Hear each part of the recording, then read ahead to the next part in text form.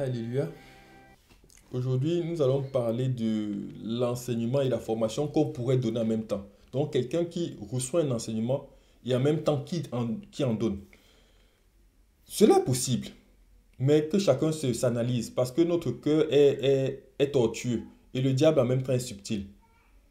Parce il peut y avoir comment dire, ou des dérives, il peut y avoir des écarts. Que chacun s'analyse pour voir dans quelle phase il est. Il y a une phase où on a déjà quand même une maturité, on a reçu l'Esprit de Dieu, on a reçu une certaine instruction et maintenant on commence à enseigner. Quand on est dans cette phase, je résume en deux phases. Quand on est dans cette phase, c'est vrai, on peut recevoir des enseignements et continuer à enseigner.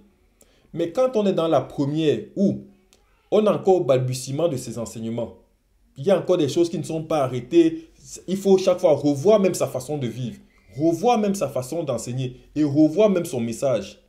Là, c'est préférable de ne pas enseigner quand on est dans cette phase-là. Parce que il peut y avoir des amalgames dans la mesure où on commence, notre cœur est vraiment particulier. On commence à recevoir pour enseigner quasiment le même message. Or, le message n'est pas encore véritablement assimilé. Donc, quand on le restitue avec certaines erreurs. Mais sachant que le message qu'on a donné, selon l'écoute, l'attention des personnes qu'on est en train de former, elles vont grandir avec. On ne pourra plus corriger plus on a cette grâce de pouvoir corriger leur message plus tard. Elles vont grandir avec cela. Donc, il faut véritablement faire attention. C'est pour ça que Saint Paul dit, il dit que tout le monde ne se mette pas à enseigner. Malgré l'ancienneté, malgré l'expérience, malgré même ce qu'on a vécu et même nos lectures, que tout le monde ne se mette pas à enseigner. Il faut faire très attention. Par nos dons d'orateurs, peut-être à cause de certaines conditions, parce que nous sommes souvent peut-être les seuls lettrés dans une congrégation, ça se passait surtout avant, maintenant, par la grâce de Dieu. Beaucoup sont de plus en plus lettrés. Donc, il peut y avoir plusieurs contextes qui font que le système nous pousse à aller enseigner. Mais il y a des dérives, il y a souvent des dérives. Le message doit être déjà bien assimilé.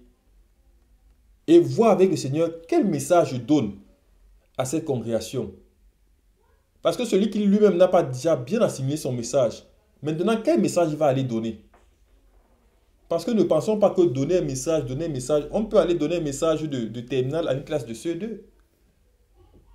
On peut aller donner un message de CE2 à une classe de 6e. On peut même aller donner un message de CP à une classe d'université. Et tout cela, c'est pas l'expérience. C'est quand un moment, le Seigneur s'assoit en nous, on dit, voici pour tel type de population, voici le message qu'il leur faut. Voici la façon même de s'adresser à eux.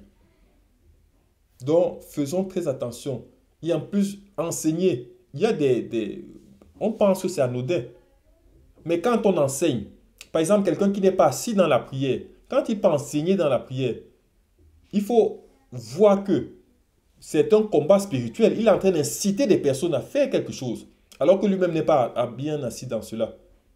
Qu'est-ce qui se passe? Le malin vient. Et le malin l'éprouve, le teste, sinon le tente sur sa capacité de prière. Et souvent, au lieu de partir, au lieu d'avoir comme un boost au niveau de sa prière, à un moment, sa prière meurt. Il n'a plus la capacité de prier. En même temps, certains disent souvent, il y a un parallèle, certains disent souvent que mais chaque fois que je dis mes projets,